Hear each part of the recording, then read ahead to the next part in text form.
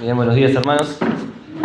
Es una bendición poder juntarnos, poder compartir estos tiempos juntos y saber que el Señor está acá con nosotros y nos gozamos en eso. Nos gozamos en las bendiciones de Dios, nos gozamos en la palabra de Dios, nos gozamos en su mensaje también.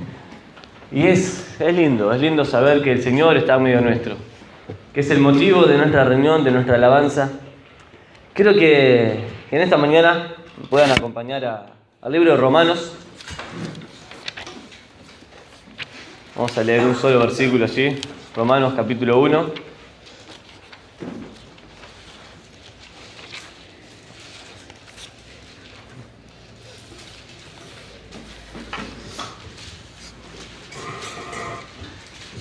Romanos capítulo 1, versículo 16.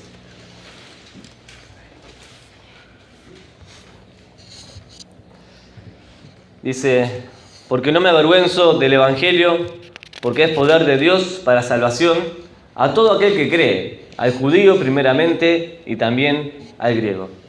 Porque no me avergüenzo del Evangelio, porque es poder de Dios para salvación. Oramos. Padre, es bueno estar ante ti, es bueno saber que tu palabra es la fuente inagotable de poder y sabiduría. Señor, venimos a tu presencia rogándote, Dios, que tú nos hables. Queremos escuchar tu voz, Señor. Necesitamos oír de ti. En el nombre de Jesús. Amén. Este versículo, sin duda, todos los que estamos acá, o la gran mayoría, alguna vez lo hemos leído. Incluso, seguro, muchos lo sabemos de memoria. Pero contiene una verdad muy grande, importante, para lo que es la vida de la iglesia de Dios. Y antes de comenzar, quiero hacerles una pregunta. ¿Qué es la salvación? Sí. La seguridad de la vida eterna. La seguridad de la vida eterna. Bien. ¿Qué más? Acá dijeron un regalo de Dios. Un regalo de Dios. No merecido. No merecido. Bien. Misericordia. ¿Cómo? Perdón. La salvación es perdón. ¿Sí? Es una obra sobrenatural. Es una obra sobrenatural. Yo tengo otra definición de salvación. La salvación es la solución a un problema grave o la liberación de un peligro o una amenaza o una situación difícil.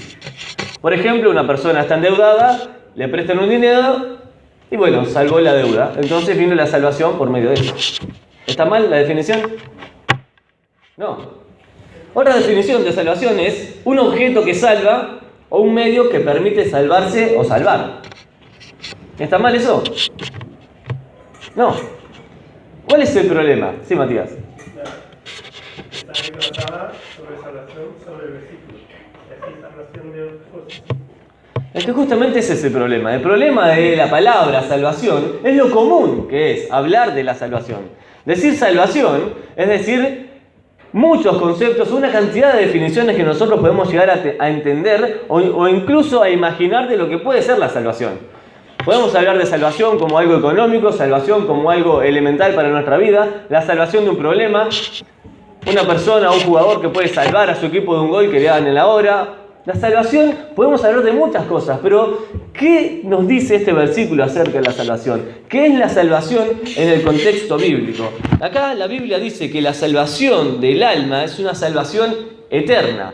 Hay otra definición de salvación, que es el supremo acto de una divinidad que ofrece a una persona. La salvación es un acto supremo de parte de Dios hacia nosotros, pero tenemos muchos inconvenientes cuando hablamos acerca de la salvación. Hay muchos conceptos sobre la salvación que dentro de las iglesias se han formado, se han fomentado, muchos basados en la palabra de Dios y otros distorsionando el mensaje de la palabra de Dios. ¿La salvación se obtiene? ¿La salvación se gana? ¿La salvación es un proceso? ¿La salvación la obtengo mediante una acción o la recibo totalmente involuntariamente? ¿Cómo se genera la salvación de una persona? ¿Cómo se salva un alma? ¿Cómo se salva un pecador de la condenación eterna? Es un regalo. Nosotros cantamos una canción que dice: fui hecho justo. ¿Está bien esa canción? ¿Sí? A ver, ¿alguien alguna vez hizo una torta? ¿Sí? Acá, por acá adelante dicen que no. ¿Un asado? ¿Una torta frita?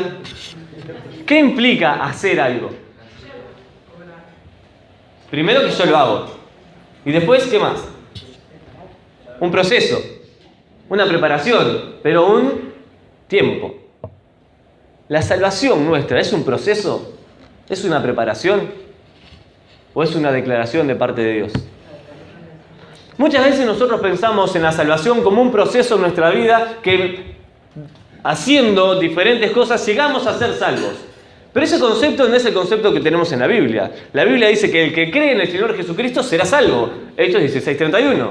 Por lo tanto, el creer en el Señor Jesucristo es lo que me da la salvación, me otorga la salvación, depositar mi fe en el Señor Jesús.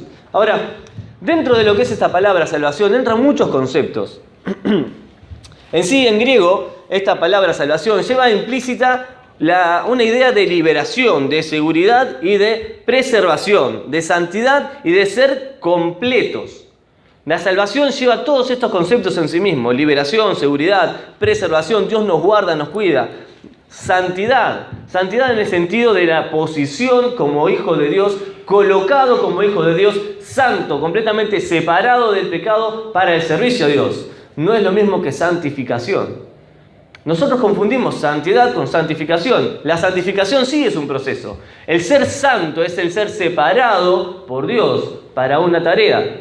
Muchas veces nosotros realizamos esa tarea sin tener la santificación, o sea, sin confesar nuestro pecado, sin alejarnos del pecado y sin tener una relación completa con Dios, una comunión íntima con Él. Ahora, esta palabra salvación es la palabra que engloba todo el Evangelio. Es una palabra que reúne todas las acciones. Por ejemplo, dentro de salvación está lo que nosotros llamamos como justificación. ¿Qué es la justificación? Justificados pues por la fe tenemos paz para con Dios, por medio de nuestro Señor Jesucristo. Romanos capítulo 5, versículo 1. ¿Qué significa ser justificado? Ser libre. Te condena. Libre de condena. La justificación no es inocencia. Nosotros no somos inocentes, somos declarados justos delante de Dios. La justificación es una declaración. Es una persona, un juez que está delante de una persona que es culpable, pero que sin embargo la declara mediante un acto justo. Y es una declaración, no es un proceso. La Biblia dice claramente que justificados por la fe tenemos paz para con Dios. Por lo tanto, no hablamos de la salvación como un proceso, sino como un acto que un juez determina sobre una persona que es culpable. Yo soy culpable de mi pecado, culpable de mi naturaleza, culpable de toda la maldad que he hecho. Sin embargo, Dios por medio de Cristo me ve justo. No inocente, justo. Solamente por medio de Él, porque justificado por la fe. Esa fe es la que me genera, es la que me introduce a este plano que es la salvación. Sí. A partir de eso, el segundo paso que nos correspondería sería ser agradable a Dios. Bueno, vamos a llegar a eso, ¿sí? Vamos por partes, vamos a llegar a ese paso. Entonces, dentro de salvación encontramos este concepto que es justificación, pero también lo que es redención, gracia, propiciación, imputación, perdón de pecados, santificación, glorificación. Todas estas palabras están englobadas dentro de lo que es la salvación. Vamos a hablar un poquito de algunas de ellas. ¿Qué es la redención? Esta palabra redención aparece muchas veces en el Nuevo Testamento cuando habla del pago completo por un esclavo. Hay diferentes palabras que se usan en griego, apolutrosis, lutro, diferentes conceptos en griego que hablan acerca de comprar un esclavo en el mercado de esclavos y sacarlo de ese lugar, pero para hacerlo libre. Y esa acción solamente la podía hacer el sacerdote, comprar un esclavo con el fin de hacerlo libre y que voluntariamente él decidiera servir en el templo, servir a Dios. Esa es la condición en la que nosotros estamos. Cuando somos salvos, somos redimidos con Él. Ahora, la redención tiene dos partes. Primero es esa parte en donde el Señor compra nuestra vida, nos quita del mercado de esclavos y nos hace libres. Nos hace libres del pecado, libres de la esclavitud del pecado, libres de las cadenas del pecado, para poder servirle a Él con plena libertad. Pero va a haber una redención completa, cuando Él tome posesión completamente de nosotros, nos tome como iglesia y nos lleve delante del Señor, como nuestro dueño, como nuestro Señor. Cuando hablamos de salvación, hablamos de ese pago que el Señor Jesús hizo por nosotros. Él pagó tu deuda, pagó mi deuda, y un día va a venir por nosotros y nos va a llevar con Él, porque Él es nuestro dueño, Él es nuestro Señor. Si somos salvos por medio de la fe, y somos hijos de Dios por medio de la fe. Hemos creído en Él. Ahora, cuando hablamos de esta palabra redención, decimos, bueno, está bien, el Señor entonces es el que compra al esclavo, por lo tanto, Él elige a alguno de los esclavos y lo saca solamente a lo que Él quiere. A los demás, voluntariamente, Él decide que queden como esclavos del pecado y vayan a la condenación. ¿Es correcto eso? No, no es correcto. ¿Por qué? Porque la Biblia dice que el pago por los pecados de la humanidad ya fue entregado.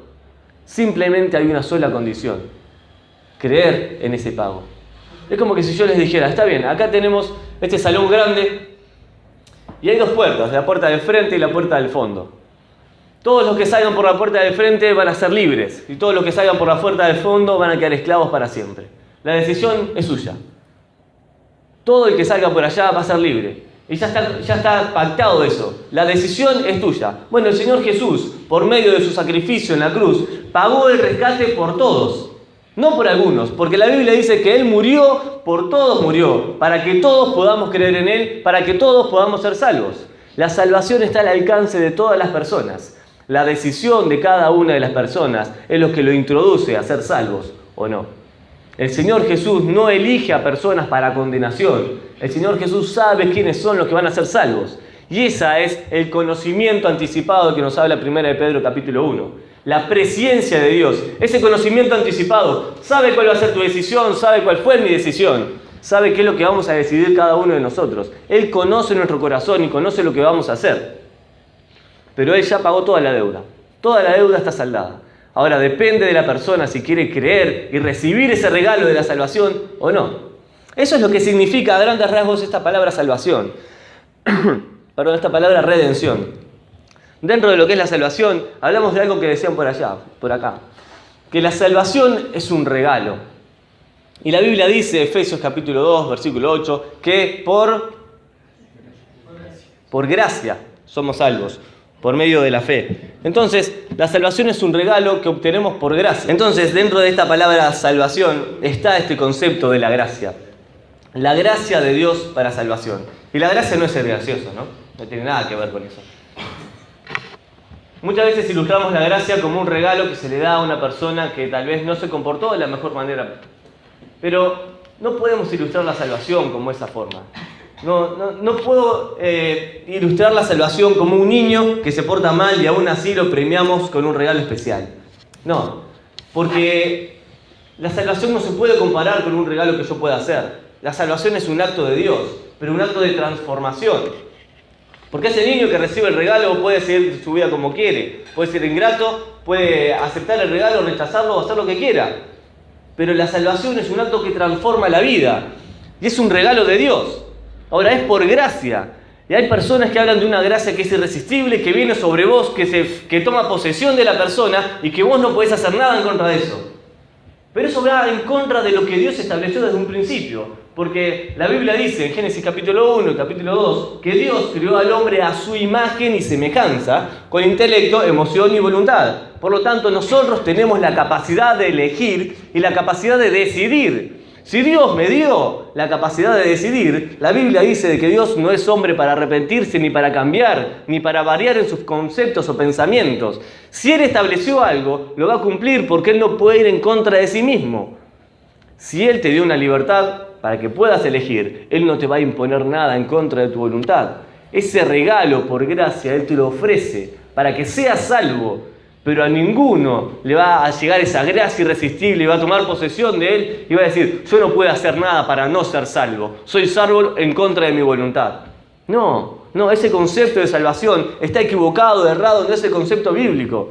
La salvación es un acto de fe. Y si hablamos de que nosotros hacemos algo para obtener la salvación, tal vez lo único que podemos hacer o que debemos hacer es creer. Creer en Jesucristo como nuestro Salvador. Y esa es tal vez la única obra que nosotros podemos hacer para ser salvos. Que no es una obra, es un acto de convencimiento, de arrepentimiento, de reconocer mi condición, de reconocer mi actitud frente a Dios, lo separado que estoy de Él, mi condición de pecador, cómo merezco irme al infierno por causa de mi pecado, y tratar de buscar la solución. Y empezar a buscar a Dios y decir, bueno Dios, yo sí me doy cuenta que el pecado está en mi corazón, que mi vida está totalmente separada de vos, que estoy totalmente lejos, que si me muero hoy me voy al infierno porque mi corazón está lleno de pecado. Entonces cuando reconozco mi condición, cuando veo que soy un pecador, cuando veo que lo único que merezco es la condenación eterna, entonces así voy a buscar la solución. Voy a buscar a alguien que esté en una mejor posición que yo para que me salve, para que me quite de esa condición en la que estoy. Y me doy cuenta que ninguna persona alrededor puede hacerlo. Ningún ser humano puede hacerlo. Ninguna persona que yo pueda alcanzar acá puede hacerlo. Por lo tanto, un ser divino es el único que lo puede hacer. Y ese ser divino es Dios. Y solamente Dios puede quitarte de esa condición. Entonces vas en busca de Dios y decís, Señor, por favor, sálvame. Y cuando llegás a los pies de Cristo, cuando llegás a los pies de la cruz, decís, Dios, vine a buscarte. Volvemos a Romanos capítulo 3 y dice, no hay justo ni aun uno, no hay quien entienda, no hay quien busque a Dios, por lo tanto vos no estabas buscando a Dios, Dios te estaba buscando a vos. Dios te estaba buscando, tratando de convencerte. Y el Espíritu Santo es el que convence de pecado, justicia y juicio. El Espíritu Santo es el que hace la obra en tu corazón, en tu vida. Él es el que te convence de pecado. Él es el que te muestra el pecado. Y cuando vos ves la condición de pecado en tu vida, le decís, Señor, necesito de ti. Necesito de esa gracia. Necesito de ese regalo. Necesito que compres mi vida. Necesito el perdón de pecados. Y ahí el Señor es el que en ese momento, en ese instante en el que vos creíste en Él como Salvador, en ese momento viene la salvación a tu vida. Entonces, hablamos de la salvación como, con todas estas palabras, justificación, redención, gracia. Hay otras palabras que son un poco más complicadas, que las traemos incluso desde el Antiguo Testamento, que las menciono, pero no las vamos a analizar ahora en profundidad. Lo que es propiciación, imputación. Lo que es perdón, ya dijimos lo que es el perdón, ese perdón de pecados. Ahora, la Biblia dice que el Señor no solamente perdona el pecado, quita la deuda, sino que Él perdona el pecado y borra la culpa. Solamente Dios puede hacer eso. Vamos al Antiguo Testamento, leemos los profetas menores, le decimos, el Señor es el que perdona mi iniquidad, el Señor es el que perdona mi pecado, el que lo entierra en el profundo mar, pero no solamente me perdona, sino que quita la culpa. Creo que todos acá alguna vez nos sentimos culpables por nuestra maldad, por nuestro pecado, por lo que hemos hecho. Y el Señor Jesús no solamente nos perdona, sino que quita la culpa de nuestro corazón, algo que nosotros voluntariamente o humanamente no podríamos hacer. Dentro del acto de salvación, todo lo que tenemos es esto. El Señor Jesús nos justificó, es un acto, es un momento, es un instante, no es algo que yo pueda hacer para ganarlo. El Señor Jesús me declaró justo delante de Dios. Y Dios me ve a través de su sangre, por eso Él me ve santo. Y esa santificación que nosotros tenemos es una posición en Cristo. Si algún día, sí, seguramente han leído la carta de Efesios. En Efesios tenemos claramente separado ese libro en dos partes. El capítulo 1, el capítulo 3 y el capítulo 4, el capítulo 6. Y habla de ser posicionado como santo, hijo de Dios. En los primeros 3 capítulos, capítulo 1, capítulo 2 y capítulo 3, habla de tu posición como creyente y como hijo de Dios, en la posición de santo, en posición. Capítulo 4, 5 y 6. El capítulo 4 empieza a hablar acerca de los dones espirituales, lo que el Señor por medio del Espíritu nos ha dado a cada uno de nosotros, y empieza a hablar de una vida práctica de santificación. Primeros 3 capítulos, mi posición como hijo de Dios santo, separado de este mundo, libre de la esclavitud del pecado. Y capítulo 4, 5 y 6 de mi posición en santificación, de vivir una vida santa, agradable, que le agrade a Él. Capítulos 5 y 6 hablan acerca de nuestra vida, de nuestro servicio. El capítulo 6 habla acerca de lo que nosotros tenemos de parte de Él y de cómo debemos utilizarlo. Nuestra vida, después que somos salvos, es una vida que debe vivir para agradar a Dios. Ahora, nosotros muchas veces, después de haber recibido a Cristo, de haber sido salvos, volvemos a pecar, volvemos a caer.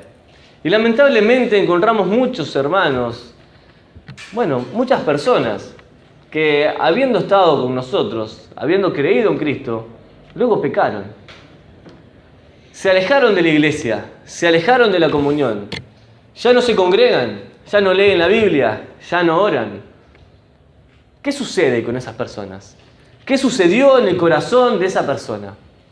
¿Será que el espíritu ya no está? ¿Será que su fe desapareció? ¿Será que ya no puede, ya no tiene conocimiento de parte de Dios? ¿Será que Dios hace las cosas a medias y que Él no puede perseverar hasta el fin? Llegamos a Mateo capítulo 24 y la Biblia dice, más el que persevere hasta el fin será salvo. Por lo tanto, si una persona no persevera hasta el fin, no va a ser salva. ¿Es correcto? ¿Es verdad? Muchas veces nosotros estudiamos la Biblia y no estudiamos el contexto. Estudiamos un versículo y lo sacamos del lugar en el que está. Hace 2 semanas estudiamos ese capítulo 24 con los jóvenes y adolescentes acá en la iglesia y veíamos el contexto de ese versículo. Y no está hablando del tiempo de la iglesia, no está hablando para nosotros. El que persevere hasta el fin en el tiempo de la persecución y la tribulación, cuando toda la iglesia no va a estar en este mundo, sino que se va a predicar el evangelio del reino, ese debe perseverar hasta el fin para ser salvo. Pero ahora vayamos a Hebreos capítulo 5 y veamos qué es lo que Dios nos ha escrito para nosotros. La carta de Hebreos es una carta muy linda, muy rica, en todos los conceptos que tiene doctrinas muy profundas, enseñanzas que nos llevaría muchos domingos poder estudiarlas. Vamos a sacar algunas que son importantes para nosotros, para nuestra vida. Hebreos capítulo 5, versículo 9. Vamos a leer desde el versículo 7. Dice, y Cristo en los días de su carne, ofreciendo ruegos y súplicas con gran clamor y lágrimas, al que le podía librar de la muerte, fue oído a causa de su temor reverente. Y aunque era hijo, por lo que padeció, aprendió obediencia. Versículo 9. Y habiendo sido perfeccionado, vino a ser autor de eterna salvación para todos los que le obedecen. Y fue declarado por Dios sumo sacerdote según el orden de Melquisedec. El versículo 9 dice que el Señor Jesús es el autor de eterna salvación.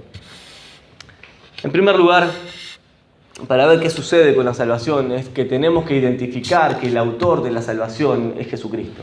Es Dios mismo. La salvación no depende de la persona que es salvada, sino del ser que lo salva. La salvación no depende de mí. Imagínate tener algo tan divino, eterno en las manos de una persona tan frágil como vos y como yo. El tesoro de la salvación, el acto de la salvación, no depende de mí que soy salvo, sino de Dios que me salvó. Dios es el que me salvó. Él es el autor de la salvación. La Biblia dice de que Él fue perfeccionado. Y cuando hablamos de perfección, hablamos de algo completo. Él completó su obra haciendo su sacrificio. El sacrificio de su propia vida, derramando su propia sangre. Y la Biblia dice que la sangre de Jesucristo, su Hijo, nos limpia de todo pecado. Por eso Él hizo el sacrificio completo. Él completó todas las cosas. Él comenzó su ministerio bautizándose. No porque lo necesitara, sino porque debía hacerlo para cumplir toda la ley. Él hizo las cosas completas. No hizo nada a medias. Si el Señor, su ministerio fue completo, su predicación fue completa, su vida fue perfecta, Dios no puede hacer una salvación incompleta, imperfecta, una salvación frágil que con tan solo un pecado, un mal pensamiento, una mentira, desaparezca de mi vida. Él es el autor de la salvación, Él es el que me salva. Cuando una persona salva a otra, la salvación no depende del que se estaba muriendo y se estaba ahogando, sino de aquel que lo tomó y lo salvó. Él es el que me salva, por lo tanto la salvación no depende de mí, depende de Él, depende de Dios que es el que me salvó. Avancemos un poquito más adelante en Hebreos. Vayamos al capítulo 6.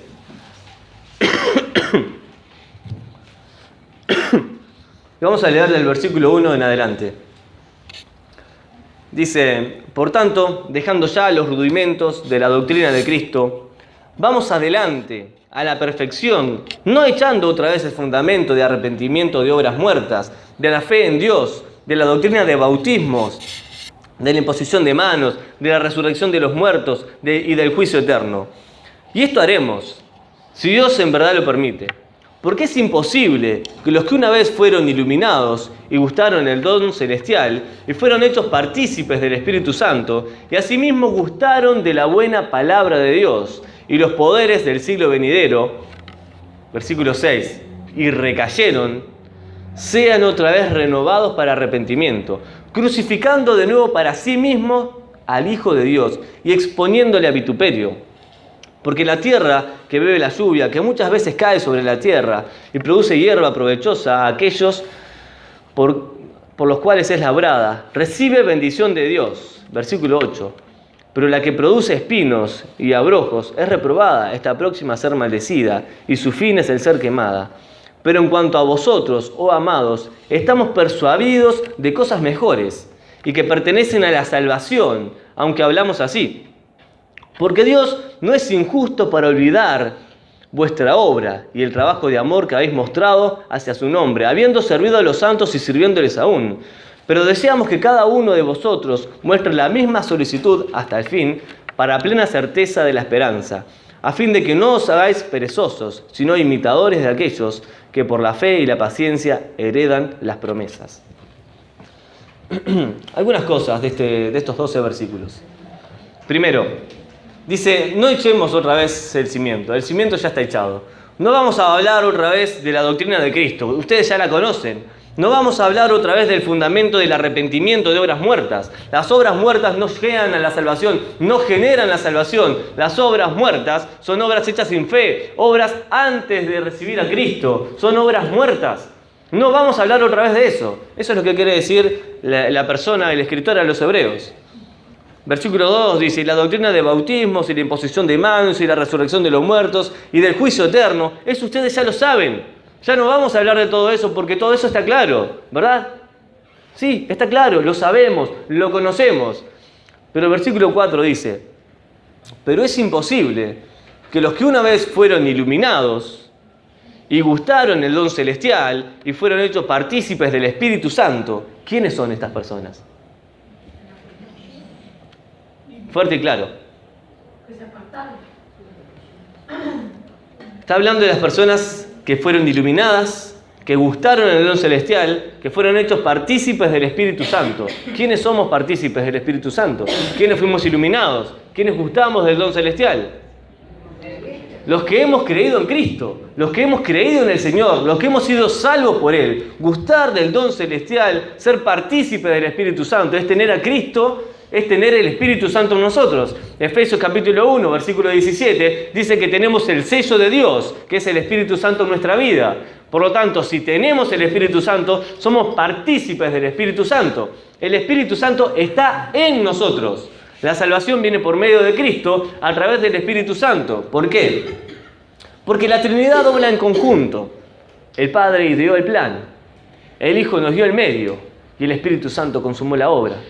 En nosotros, la obra de la salvación ha sido consumada en Cristo, pero el Espíritu Santo viniendo a la vida del creyente, siendo nuestro, no quiero decir huésped, porque no solamente es nuestro huésped, sino que Él debe ser nuestro director, aquel que dirige cada uno de nuestros pensamientos, el que vive en nosotros, es el que consuma la obra de Cristo en nuestra vida, porque el Espíritu Santo es el que está en nosotros, pues Cristo está a la diestra del Padre. La Trinidad obra en conjunto para la salvación de nosotros. Gustar del don celestial es del regalo de Dios. Ser partícipes del Espíritu Santo es tener el Espíritu con nosotros. Ser iluminados es por medio del mensaje de Dios. Nosotros hemos creído estas cosas y somos así. Pero el versículo 5 dice, y asimismo gustaron de la palabra de Dios y los poderes del siglo venidero. Versículo 6, y recayeron. Recaer es volver a caer en pecado. Tal vez apartarse, tal vez alejarse de Dios, tal vez no estar en comunión con Él. Estas personas, que podemos ser nosotros, que hemos gustado del don celestial, que tenemos el Espíritu Santo en nuestra vida, que Dios está en nosotros. Si recaemos, dice la Biblia, estas personas no pueden otra vez ser renovados para arrepentimiento. ¿Qué significa esto? ¿Que perdieron la salvación? No. ¿Qué significa? Cristo no puede morir 2 veces. Que Cristo no puede morir 2 veces. Porque sigue el versículo, no termina ahí. Dice, no pueden ser renovados otra vez para arrepentimiento, crucificando de nuevo para sí mismos al Hijo de Dios, exponiéndole a vituperio. Ya no puede morir nuevamente, ya no pueden crucificar nuevamente a Cristo. Sí, ¿qué querías decir? ¿Qué pasa con esa gente, con esos cristianos? Sí. Vamos a hablar un poquito de eso un poquito más adelante, ¿sí? Entonces, el Señor Jesucristo murió una sola vez murió una sola vez y su sacrificio fue perfecto. Acompáñenme al capítulo 8 de Hebreos. Hebreos capítulo 8.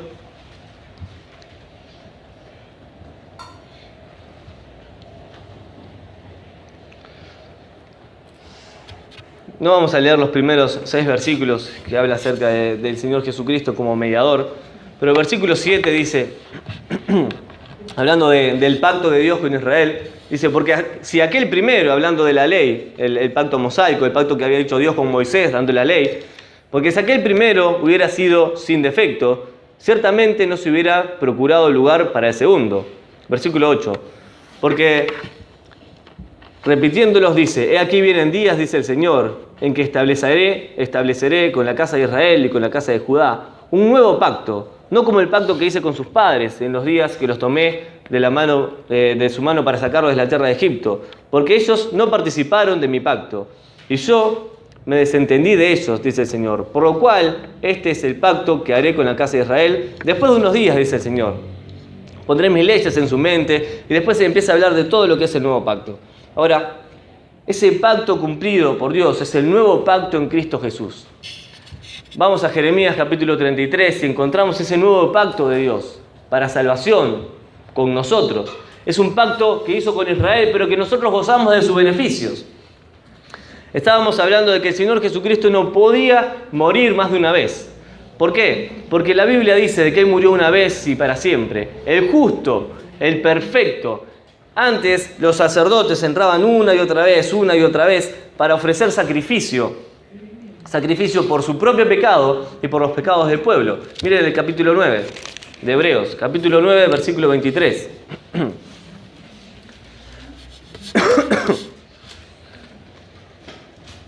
Ese pacto antiguo era lo que celebraban los sacerdotes en el Antiguo Testamento. Lo que hacían era sacrificar corderos y hacer sacrificios por su pecado y por los pecados del pueblo. Pero el Señor Jesús, el versículo 23 del capítulo 9 dice, fue pues necesario que las figuras de las cosas celestiales fuesen purificadas así, pero las cosas celestiales mismas, con mejores sacrificios que estos, porque no entró Cristo en el santuario hecho de mano, figura del verdadero, sino en el cielo mismo, para presentarse ahora por nosotros ante Dios, y no para ofrecerse muchas veces, como entra el sumo sacerdote en el lugar santísimo cada año con sangre ajena.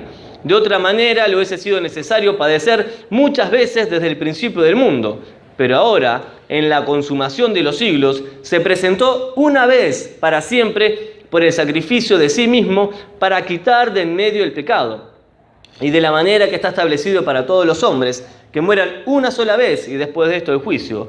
Así también Cristo fue ofrecido una sola vez para llevar los pecados de muchos, y aparecerá por segunda vez sin relación con el pecado para salvar a los que le esperan. Es clarísimo, ¿verdad? El Señor Jesucristo murió una sola vez, y su sacrificio fue perfecto, y pagó por los pecados de todos nosotros, pagó por el pecado de la humanidad.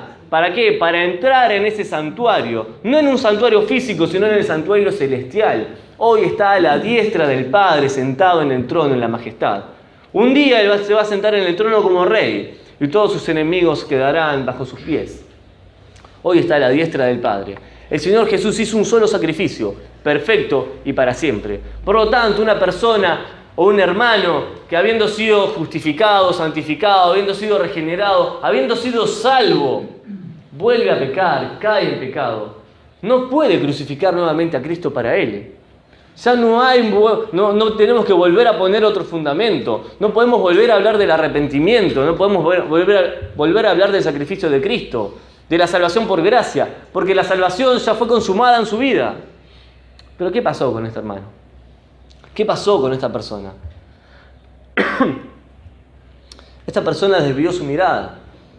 No voy a hablar de todo esto nuevamente porque hace unos 2 años más o menos de un mensaje de las 5 exhortaciones que aparecen en el libro de Hebreos. Y la primera que aparece en el capítulo 2. Y la exhortación es a no deslizarse. El capítulo 2 dice, tengan cuidado que muchos de ustedes no se deslicen, no empiecen a deslizarse. Y es un término que se utiliza en la navegación. Es un barco que se desata del muelle y empieza a moverse con el agua cuando las olas empiezan a golpear. Y el barco empieza a alejarse del puerto. Pero es un movimiento imperceptible. Los que están adentro del barco no se dan cuenta, pero todos los que están afuera sí. Y ven como el barco se aleja, y se aleja, y se aleja. Muchas veces los que están adentro se dan cuenta cuando pasó mucho tiempo y están muy lejos del muelle. Pero los que estamos afuera podemos ver cuando una persona empieza a alejarse, cuando se empieza a deslizar, por pequeñas cosas que tal vez son imperceptibles para él. Pero cuando empezamos a permitir pecados en nuestra vida, cuando empezamos a permitir cosas que no son buenas, que no agradan a Dios, empezamos a preguntarnos, ¿y qué tiene de malo esto? Y esa pregunta es la más engañosa que nos podemos hacer. Porque empezamos a pensar, bueno, esto no tiene nada de malo en sí, pero no me está trayendo bendición, me está haciendo quitar mi mirada de Dios. Y cuando ponemos la mirada en lo terrenal y dejamos de mirar lo celestial y lo eterno, lo terrenal empieza a ser nuestra prioridad y no lo eterno. Por lo tanto, desviamos nuestra mirada de Cristo. Y nosotros tenemos que poner nuestros ojos en Jesús, como decía el apóstol Pablo, el autor y consumador de la fe. Si desviamos nuestros ojos de Jesús, no es que perdemos la salvación, no es que perdemos nuestra redención, no es que no vamos a ir al cielo. Pero miren lo que pasa. Acompáñenme a Hebreos, capítulo 10, el capítulo siguiente. Versículo 19. Dice, así que hermanos, teniendo libertad para entrar al lugar santísimo por la sangre de Jesucristo, ¿se dan cuenta del privilegio que tenemos? Como hijos de Dios tenemos libertad de entrar por la sangre de Jesucristo al lugar santísimo. Y por el camino nuevo y vivo que Él nos abrió a través del velo, esto es, de su carne. Y esta expresión, Él nos abrió, es quitó todo obstáculo del medio para que podamos tener libre acceso. Y teniendo un gran sumo sacerdote sobre la casa de Dios, el Señor Jesús es nuestro sumo sacerdote. No hay nada que nos impida entrar al Padre. Versículo 22. Esto es para nosotros. Acerquémonos con corazón sincero, en plena certidumbre de fe, purificados los corazones de mala conciencia y lavados los cuerpos con agua pura. Mantengamos firme sin fluctuar la profesión de nuestra esperanza, porque fiel es el que prometió. Versículo 24, y considerémonos unos a otros para estimularnos al amor y a las buenas obras, no dejando de congregarnos como algunos tienen por costumbre, sino exhortándonos, y tanto más cuando veis que aquel día se acerca. ¿Cuántos de nosotros aplicamos estos versículos? Considerarnos unos a otros, pero considerarnos es preocuparnos voluntariamente por la salud espiritual de un hermano, con un propósito, para estimularnos. Y habla de algo que tal vez no lo aplicamos mucho, no lo vemos mucho, o tal vez lo percibimos en otras personas, pero qué lindo sería vivirlo cada uno. Estimularnos al amor y a las buenas obras. Al amor y a las buenas obras. Estimulémonos entre hermanos a amarnos entre nosotros, porque así como el Padre y el Hijo se aman y son uno, la oración de Cristo era que nosotros seamos uno, así como Él y el Padre lo son. Juan 17 lo oraba así por nosotros. Pero hoy el Señor nos dice, no dejando de congregarnos. En la versión de Reina Valera de 1909 dice, no dejando vuestras congregaciones, como algunos tienen por costumbre, sino exhortándonos unos a otros. Hermanos, para todos aquellos que dicen que congregarse no es bíblico, es simplemente un acto religioso, no podemos ir en contra de la palabra de Dios. El Señor nos dice, nos exhorta y nos estimula a congregarnos. Versículo 26. Dice, siguiendo con este mismo pensamiento de la iglesia como cuerpo de cada uno de nosotros, porque si pecaremos voluntariamente, después de haber recibido el conocimiento de la verdad, ya no queda más sacrificio por los pecados, sino una horrenda expectación de juicio y de hervor de fuego que ha de devorar a los adversarios. El que viola la ley de Moisés por el testimonio de 2 o 3 testigos, muere irremisiblemente. ¿Cuánto mayor castigo pensáis que merecerá el que pisoteare al Hijo de Dios y tuviere por inmunda la sangre del pacto en la cual fue santificado e hiciere afrenta al Espíritu de gracia? Pues conoceremos al que dijo, mía es la venganza, yo daré el pago, dice el Señor. Y otra vez, el Señor juzgará a su pueblo. Versículo 31, horrenda cosa es caer en las manos del Dios vivo. No perdés la salvación, pero estos versículos me dan un temor impresionante. A ver, está hablando de diferentes personas. Primero, ese hervor de fuego y expectación que devorará a los adversarios. Los adversarios no son los hijos de Dios. No somos adversarios de Dios. Aunque Santiago capítulo 4 dice que si somos amigos del mundo nos constituimos enemigos de Dios. El versículo 27 dice que solamente queda una horrenda expectación de juicio y de hervor de fuego que devorará a los adversarios. El que viola la ley de Moisés por el testimonio de 2 o 3 testigos dice que debe morir. ¿Cuánto más aquel que pisoteare al Hijo de Dios y tuviere por inmunda la sangre de Cristo por la cual fuiste limpiado? Nosotros decimos, bueno, no estamos en el tiempo de la ley, Dios ya no es tan severo como lo era antes. En el tiempo de la ley Cristo no había muerto. Y sin embargo, por el testimonio de 2 o 3 testigos, el que violaba la ley debía morir. Ahora nosotros no violamos la ley, sino que pisoteamos la sangre de Cristo. Esa sangre que fue derramada en sacrificio por nosotros. La salvación depende de Dios. Él es el que nos salvó. Él me dio la vida. Él es mi Señor. Él es mi Salvador. Pero si yo peco voluntariamente, como dice el versículo 26, porque si pecamos voluntariamente, ya no quedan más sacrificios, el sacrificio ya está hecho. Lo que estamos haciendo es afrentar al Hijo de Dios, es pisotear la sangre de Cristo, es menospreciar su sacrificio y decir, yo hago lo que quiero, es mi vida. Y ahí cometemos un grave error porque nuestra vida no es nuestra. No tenemos vida nuestra, la vida la tenemos de parte de Dios, porque estábamos muertos en delitos y pecados, y Jesucristo nos dio vida eterna por medio de Él. Y si tenemos vida eterna, es porque tenemos a Cristo, porque nosotros estábamos muertos, disfrutábamos de los beneficios de la vida eterna por tener a Cristo, que es el eterno en nuestra vida. Si tenemos a Cristo y voluntariamente pecamos, estamos afrentando al Hijo de Dios. Una de las declaraciones más fuertes que aparece en la Biblia es este versículo 31. Que dice, horrenda cosa es caer en las manos del Dios vivo. Versículo 30 dice, mía es la venganza, yo daré el pago, dice el Señor. El Señor juzgará a su pueblo. No está hablando de inconversos. No está hablando de personas que no son parte del pueblo de Dios. No está hablando de personas que no son hijos. Porque el que no es hijo de Dios no cae en las manos de Dios, va al infierno, a la condenación, esa expectación de juicio que hablábamos anteriormente, ese hervor de fuego que devora a los adversarios, el versículo 27. Pero para los hijos de Dios, el Señor dice, mía es la venganza, yo daré el pago. Horrenda cosa es caer en las manos del Dios vivo. Nuestro Padre es un Dios amoroso, nos ama, nos cuida, nos protege. Pero el Señor no tolera el pecado, nos ama a nosotros, pero como un buen padre corrige a los hijos cuando están haciendo las cosas mal. Por lo tanto, hermanos, no descuidemos la salvación. Y hablar de no descuidar la salvación no es pensando que la vamos a perder, sino considerarla como el acto más precioso de Dios para nuestra vida. La salvación no se pierde, jamás se pierde porque es de Dios. Dios es el que me salvó y yo estoy en la mano del Padre y en la mano del Hijo. Vamos a Juan capítulo 10 y leemos que nosotros estamos en la mano del Hijo y a su vez estamos en la mano del Padre. Y si estamos en la mano del Hijo, estamos rociados con su sangre. La sangre de Cristo nos ha limpiado de todo pecado. Por lo tanto, para perder nuestra salvación, alguien debería abrir la mano del Padre, debería abrir la mano del Hijo y debería zambullirse en la sangre de Cristo. Y todo aquel que se zambulle en la sangre de Cristo lo limpia de todo pecado. Incluso Satanás, si fuera limpiado por la sangre de Cristo, sería salvo. Es imposible salir de la mano del Padre, es imposible salir de la mano del Hijo. Es imposible perder nuestra salvación, porque depende de Dios, porque estamos en su mano. Pero no descuidemos nuestra comunión con Él, no descuidemos nuestra santidad, nuestra vida práctica en santificación con Él.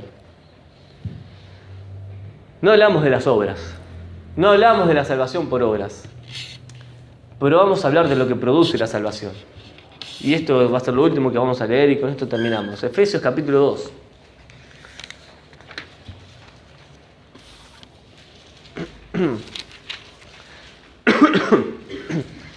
Podríamos recitar esto de memoria. Porque por gracia sois salvos, por medio de la fe. Somos salvos por gracia, por medio de la fe. La salvación es un regalo inmerecido. Es un acto que viene a través de la fe puesta en el Señor Jesús.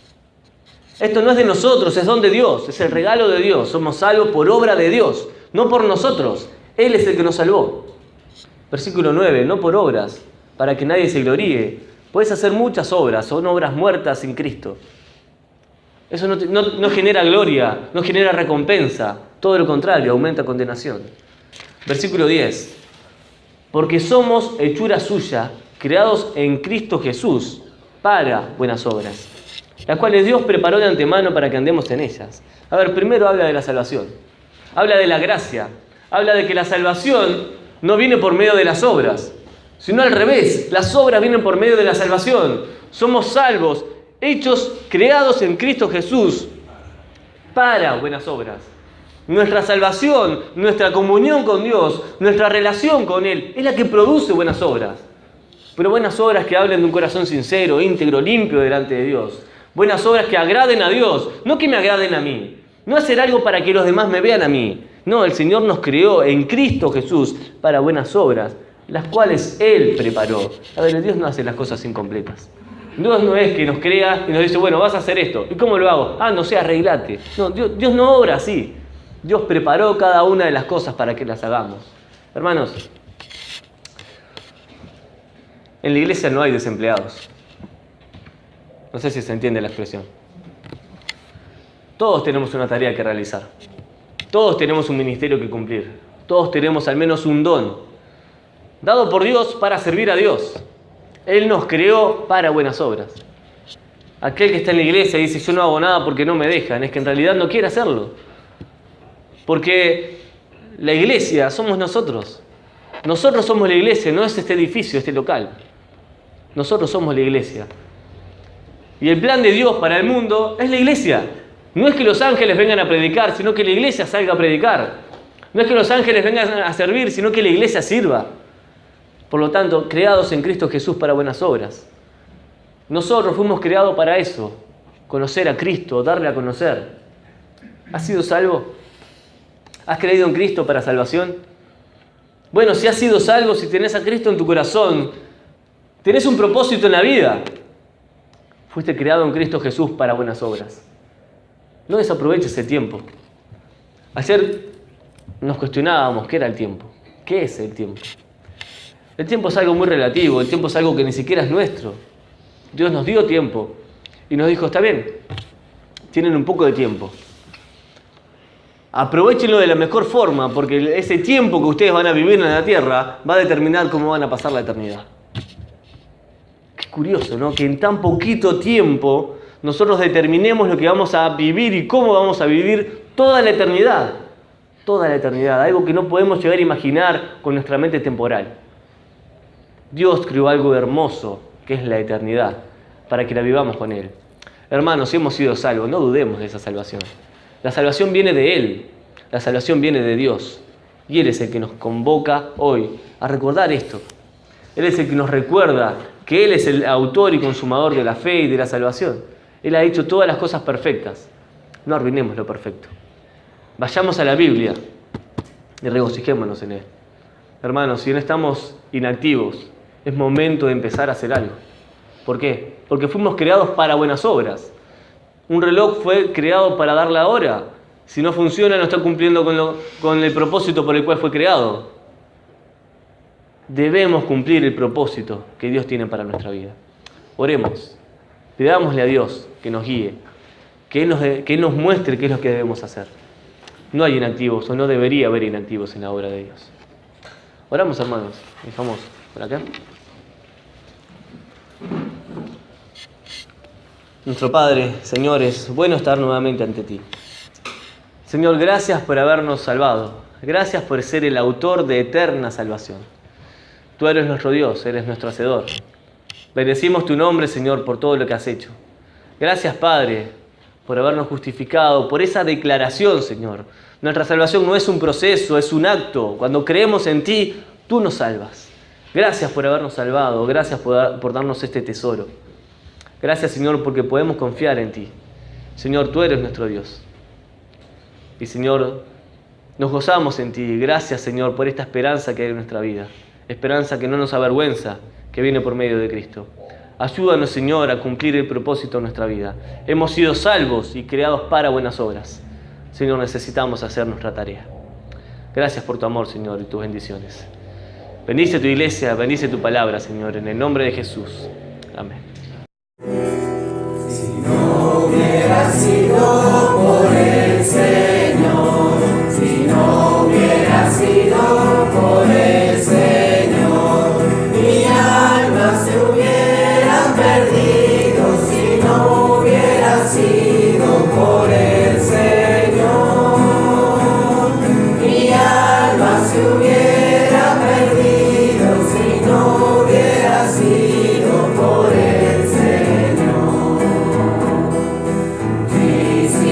gracias, oh buen Jesús. Muchísimas gracias, oh buen Jesús. Tu sangre en la cruz derramaste, con ella limpiaste mi corazón. Tu sangre en la cruz derramaste, con ella limpiaste mi corazón. Un día en el cielo